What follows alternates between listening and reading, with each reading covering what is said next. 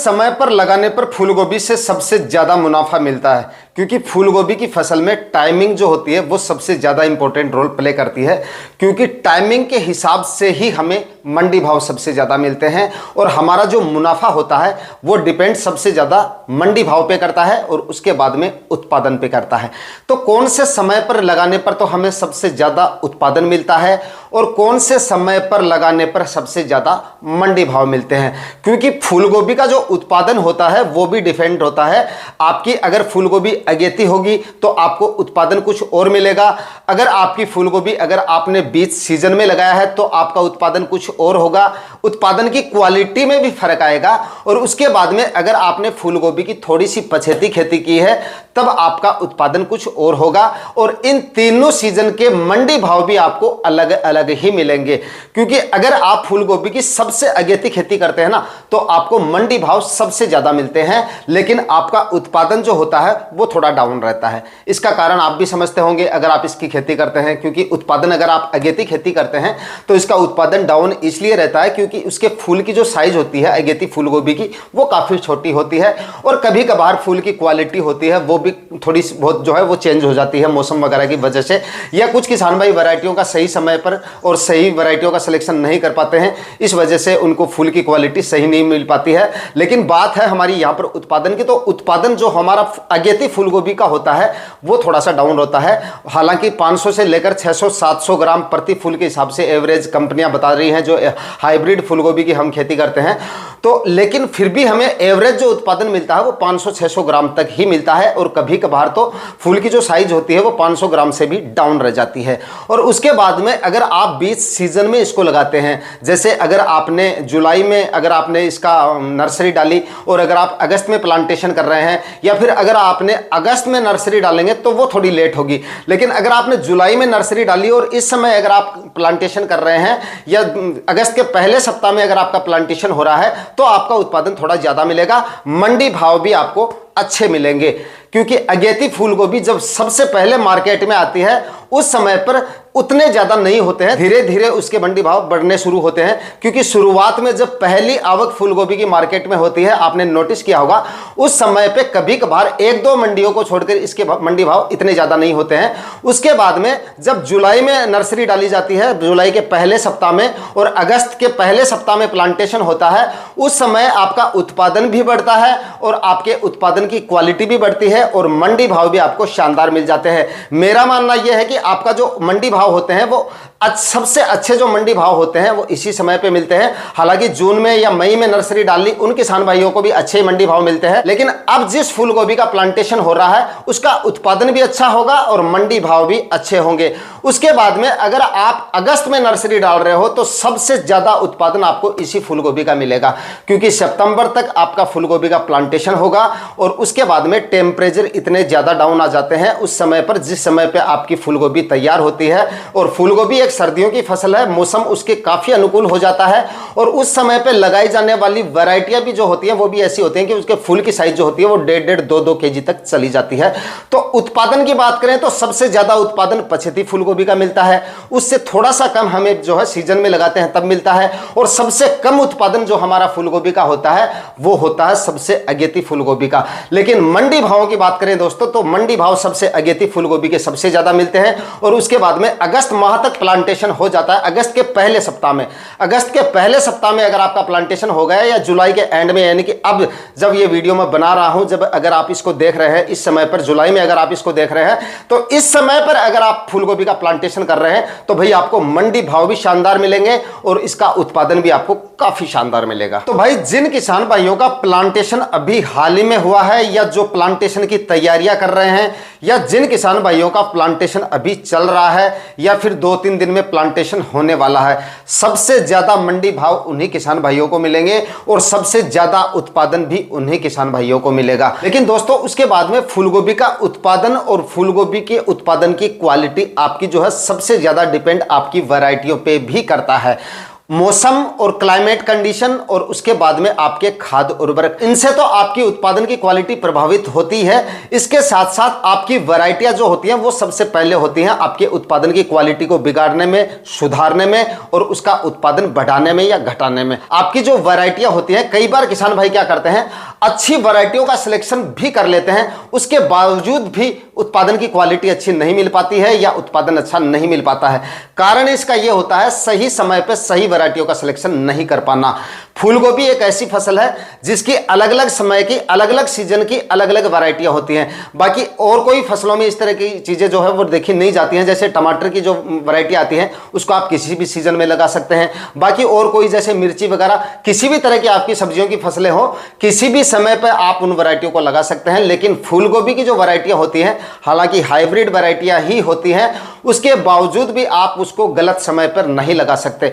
चाहे आपने किसी भी कंपनी की काफी शानदार अच्छी वैरायटी का अगर आपने सिलेक्शन कर लिया है, उसके बावजूद भी अगर आपने सही समय पर उसका जो है नर्सरी नहीं डाली या गलत समय पर अगर आपने उसकी नर्सरी डाल दी, तो भैया आपका उत्पादन तो प्रभावित होगा ही, उत्पादन की क्वालिटी भी उससे खराब हो जाएगी। यानी कि आपके फूल की क्वालिटी आपको एकदम खराब मिलेगी, जिससे मंडी भाव आपको बिल्कुल भी नहीं मिलेंगे। मंडी में सबसे ज्यादा डिपेंड करती है, क्योंकि फूलगोभी की क्वालिटी आपकी ज्यादा खराब हो जाती है तो वो बिकने में भी नहीं आती है, औने पौने दामों में भी नहीं बिक पाती है। तो दोस्तों, नर्सरी डालने से पहले फूलगोभी की वैरायटियों का भी आपको सबसे ज्यादा ध्यान रखना चाहिए। सही समय पे सही वैरायटियों का सिलेक्शन करेंगे तभी आपको अच्छा उत्पादन मिलेगा और तभी उत्पादन की क्वालिटी अच्छी मिलेगी।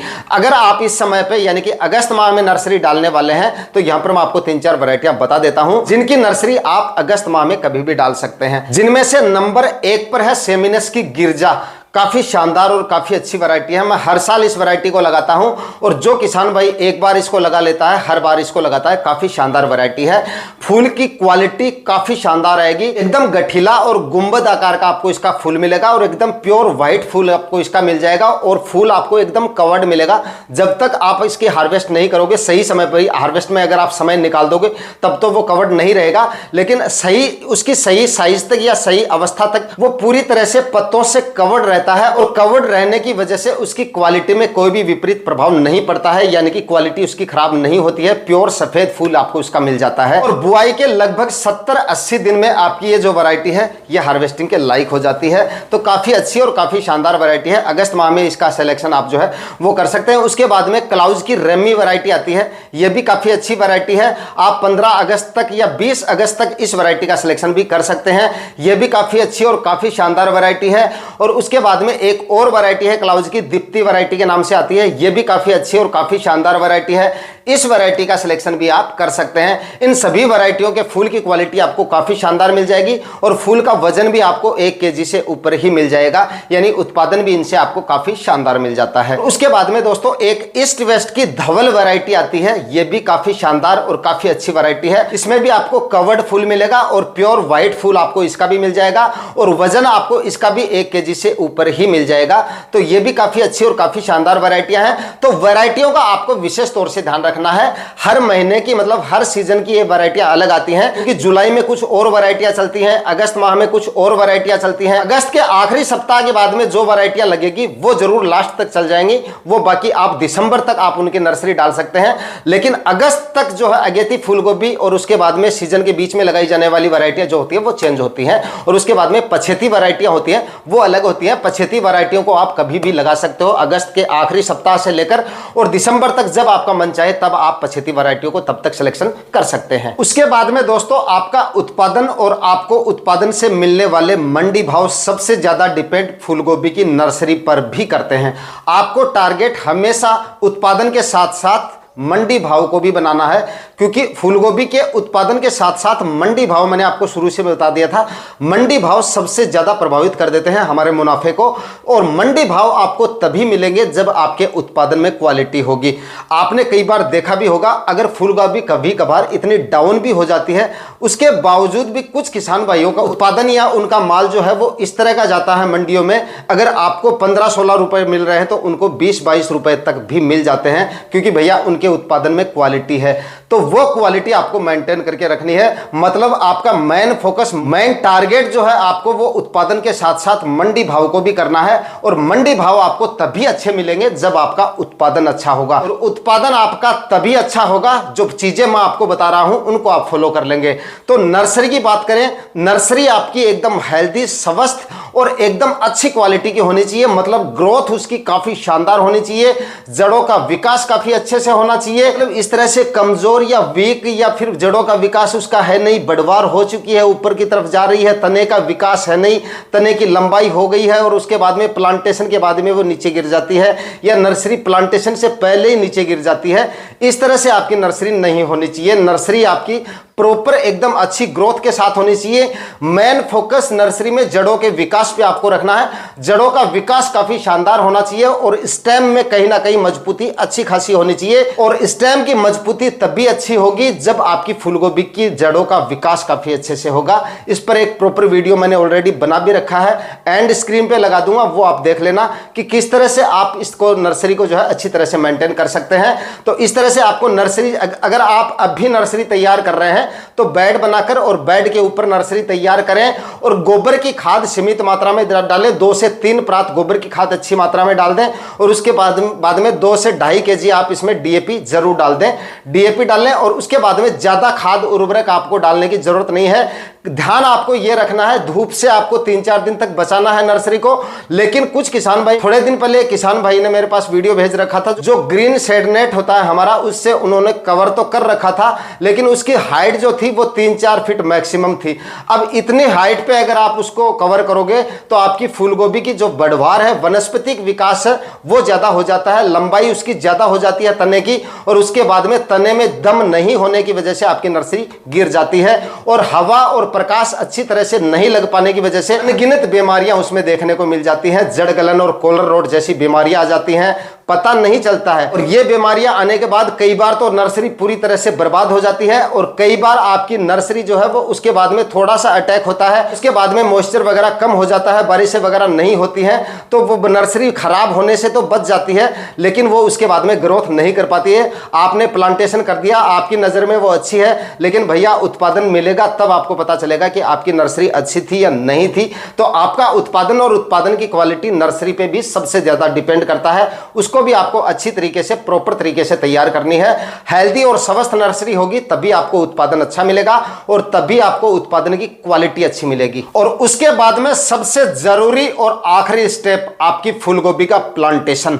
सबसे ज्यादा किसान भाई यहीं पर मार खा जाते हैं, और यही है सबसे इंपॉर्टेंट पार्ट इस वीडियो का और इस फूलगोभी की खेती का, जिससे आप सबसे ज्यादा उत्पादन ले सकते हैं, सबसे ज्यादा उत्पादन की क्वालिटी अच्छी ले सकते हैं बाकी किसान भाइयों से। सब कुछ ठीक कर लिया शुरुआत में, यानी कि फूलगोभी की वैरायटियों का सिलेक्शन भी काफी अच्छा कर लिया, समय भी काफी अच्छा है, मौसम भी फूलगोभी की बुआई के अनुकूल है, नर्सरी भी आपकी काफी अच्छी है, अच्छी तरह से अच्छी वैरायटियों का सिलेक्शन करके अच्छी तरह से नर्सरी को तैयार कर लिया, लेकिन प्लांटेशन में गलतियां करके और सारा मामला खराब कर लेते हैं।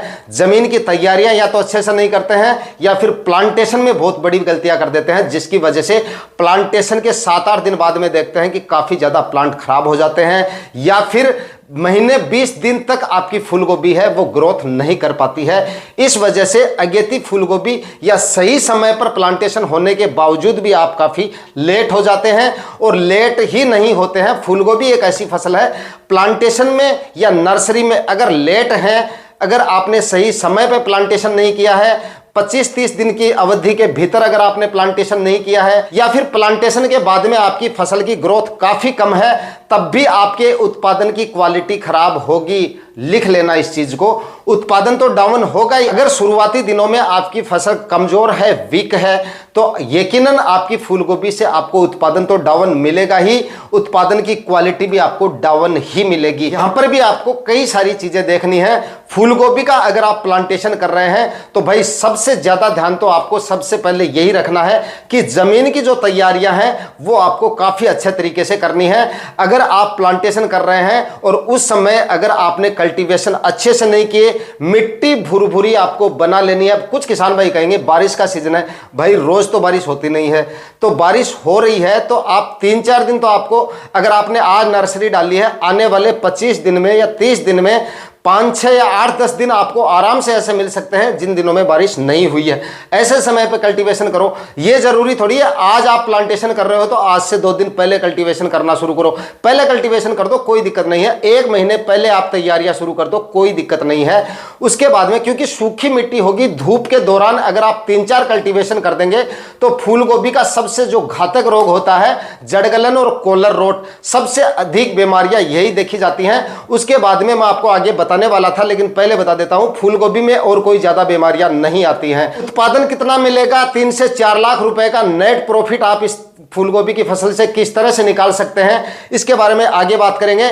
लेकिन यहां पर मैं आपको इसके खर्चे के बारे में बीच में बता देता हूं कि इसका जो खर्चा होता है वो काफी कम होता है फूल गोभी का, क्योंकि स्प्रे वगैरह इसमें ज्यादा नहीं करने पड़ते हैं। इंसेक्टिसाइड का यूज इसमें काफी कम होता है, क्योंकि रस चूसने वाले कीटों का प्रकोप इसमें काफी कम देखा जाता है। और अगर थोड़ा बहुत हो भी जाता है तो आपकी फसल इससे कोई ज्यादा प्रभावित नहीं होती, क्योंकि शुरुआती अवस्थाओं में जब आपकी फसल 25-30 दिन की होती है उस समय पे 1 या 2 इंसेक्टिसाइड के स्प्रे काफी होते हैं। कई बार तो 1 स्प्रे से भी काम चल जाता है। उसके बाद में कभी कभार सुंडी के लिए 1 आध स्प्रे निकालना पड़ सकता है। उसका प्रकोप होता है हल्का फुल्का, लेकिन इतना ज्यादा नहीं होता है, काफी कम देखा जाता है। इसके लिए 1 स्प्रे निकाल देंगे तो आपकी सुंडी भी कंट्रोल हो जाती है। उसके बाद में इसमें फर्टिगेशन वगैरह जरूर करने पड़ते हैं, लेकिन इंसेक्टिसाइड का इस्तेमाल इसमें काफी कम करना पड़ता है। लेकिन ये जो बीमारी मैं आपको यहाँ पे बता रहा हूं, जो जड़ गलन और कॉलर रोट की समस्या है, ये फूल गोभी की फसल में सबसे ज्यादा देखी जाती है। और बरसात के सीजन में इस बीमारी का प्रकोप और भी ज्यादा देखा जाता है, क्योंकि बारिशें भी ज्यादा होती हैं, वातावरण में नमी ज्यादा होने की वजह से ये बीमारी और भी तेजी से फैलती है। तो ऐसे समय पर अगर आपका प्लांटेशन हो रहा है, जिस समय पे मॉइस्चर ज्यादा है या बारिश वगैरह हो रही है, तब आपको इस चीजों का सबसे ज्यादा ध्यान रखना है। तो कल्टीवेशन पे आपको सबसे ज्यादा ध्यान देना है। कम से कम 4 कल्टीवेशन तो आपको करने ही है। आड़ी तिरछी 3-4 जुताइयां आप करें और ऐसे समय पे करें जिस समय धूप निकल रही हो। हर कल्टीवेशन में 1-1, 2-2 दिन का आप गैप निकाल के अगर कल्टीवेशन करेंगे तो जमीन में पड़ी फंगस आपकी काफी कम हो जाएगी या पूरी तरह से समाप्त हो जाएगी।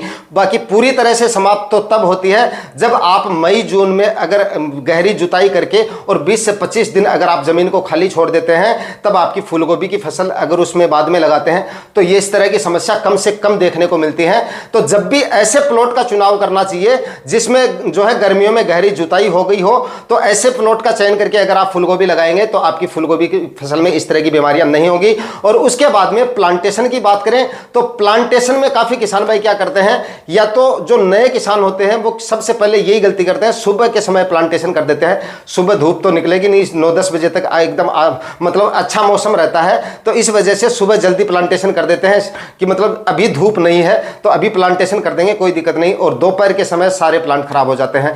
उसके बाद में काफी किसान भाई जो है वो शाम के समय प्लांटेशन तो शाम के समय कर लेते हैं, लेकिन उसके बाद में उसमें सिंचाई जो है वो रात को जब लाइट आएगी तब सिंचाई होगी।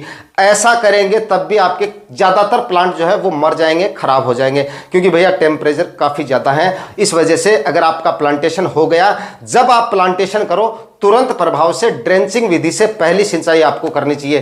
कभी भी आपको लाइट के भरोसे नहीं बैठे रहना है और कभी भी आपको पहली सिंचाई ड्रिप इरिगेशन की सहायता से नहीं करनी है, क्योंकि ड्रिप इरिगेशन की सहायता से अगर आप पहली सिंचाई कर रहे हैं तो आपके हर एक प्लांट को पर्याप्त मात्रा में जो है पानी नहीं मिल पाएगा और जड़ें उसकी मिट्टी में अच्छी तरह से टाइट नहीं हो पाएंगी। जड़ मतलब मिट्टी को ठीक से नहीं पकड़ पाएंगी। और ड्रेंचिंग विधि से अगर आप सिंचाई करोगे पहली सिंचाई, तो जड़ें अच्छी तरह से मिट्टी को पकड़ लेती हैं। उसके बाद में प्लांट के मुरझाने के जो चांस होते हैं वो काफी कम होते हैं और उसके बाद में पूरी रात प्लांट को मिल जाती है। तुरंत अगर आप सिंचाई कर देंगे प्लांटेशन के तुरंत बाद में, तो आपके प्लांट को पूरी रात मिल जाती है ग्रो होने में और उसके बाद में आसानी से आपका प्लांट नहीं मुरझा पाता है। तो यहां पर आपको क्या करना है, जैसे जैसे आपका प्लांटेशन हो तुरंत प्रभाव से पीछे पीछे उसमें सिंचाई करते रहना है। कभी भी नर्सरी अगर क्यारी से आप उखाड़ रहे हो तो मिट्टी साथ में नहीं लानी है। ज़्यादातर किसान भाई ये भी मतलब गलती करते हैं, मिट्टी को जहाँ तक हो सके वहाँ तक मिट्टी को साथ लेने की कोशिश करते हैं। तो मिट्टी को आपको वहीं छोड़ देना है और उसके बाद में आपको प्लांटेशन करना है। मिट्टी आप साथ लाएंगे तो आपको 1-2 दिन अच्छा कंडीशन में दिखेगा प्लांट। जिस मिट्टी में आप प्लांट को लगाओगे उस मिट्टी को अच्छी तरह से नहीं पकड़ पाता है। और दूसरा कारण ये होता है क्यारियों में जो बीमारियां होती है वो बीमारियां भी प्लांट के साथ चली जाती हैं। अगर फंगस वगैरह, क्यारी में तो फंगस वगैरह की समस्या आएगी क्योंकि नंबर्स ऑफ प्लांट वहां पे ज्यादा होते हैं और धूप प्रॉपर वहां पे हम लगने नहीं देते हैं क्योंकि उसको कवर्ड रखते हैं। इस वजह से फंगस की समस्या उसमें अगर आपके प्लांट में नहीं है तब भी उसमें थोड़ी बहुत समस्या आपको जरूर देखने को मिलेगी। तो क्यारी में जो समस्याएं हैं वो आपके प्लांट में भी चली जाती हैं। तो मिट्टी को साथ में प्लांटेशन के समय प्लांट के बिल्कुल भी नहीं लेना है। तो दोस्तों जो तरीके मैंने आप लोगों को बताया